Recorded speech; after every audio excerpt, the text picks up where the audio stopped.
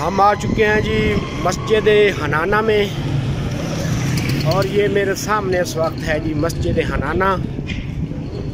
तो इसकी डिटेल मैं अंदर जाके आपको बताता हूँ जी। इस मस्जिद में इमाम हुसैन का सर रखा गया था जी।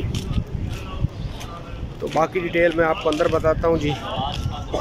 मेरे सामने है जी मस्जिद हनाना, और सुबह सुबह का टाइम है, तकरीबन 7 बज चुके हैं जी। तो हम पहुँचे हैं जी मस्जिद हनाना। ये देखें जी, ये है एंट्रेंस, यहाँ से आप दाखिल होंगे जी।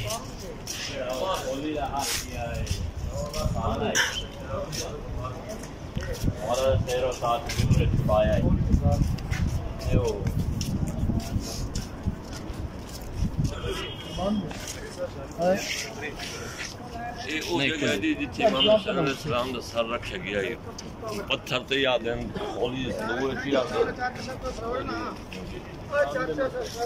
ओ जी आज सीधा ही ने छोड़ लो आला पासा गुजार छोड़ सकते हो